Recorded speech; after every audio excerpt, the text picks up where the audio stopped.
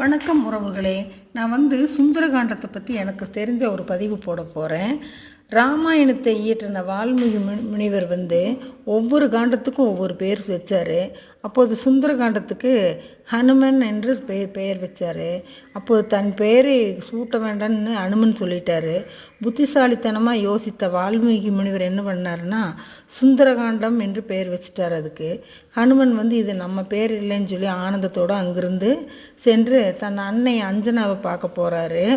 அப்போ தன் மகன் வருவதை பார்த்தோன்னா ஆனந்தத்தோட அவங்க அம்மா அஞ்சனாதேவி என்ன பண்ணுறாங்கன்னா வா சுந்தரா வா அப்படின்னு சொல்லி கூப்பிடுறாங்க.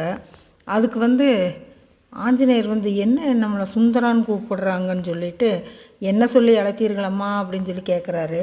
என்ன சிறுவயது பெயரை மறந்துட்டையா, உனக்கு சிறுவயதில் சுந்தரம் தானே வச்சுருந்தோம் அப்படின்னு சொல்கிறாரு. பார்த்தையா வால்மீகி எப்படி புத்திசாலித்தனமாக நம்ம சுந்தரகாண்டம்னு பேர் வச்சுருக்காரு, நம்ம பேரன்னு நினச்சிக்கிறாரு. நம்ம வீட்டில் சுந்தரகாண்டம் புக்கு வச்சுருந்தாலோ சுந்தரகாண்டம் படித்தாலோ சுந்தரகாண்டத்தை பற்றி நினச்சாலோ ஆஞ்சநேயரைவே மனசில் நினச்சிட்டு இருந்தாலும் நம்மளுக்கு எந்த காரியமும் நல்லதாகவே நடக்கும். உங்களுக்கு பிடிச்சிருந்தால் லைக் பண்ணுங்கள், ஷேர் பண்ணுங்கள், சப்ஸ்கிரைப் பண்ணுங்கள், பெல் பட்டன் அமுத்துங்க. இந்த நாள் இனிய நாளாக எல்லோருக்கும் அமையட்டும்.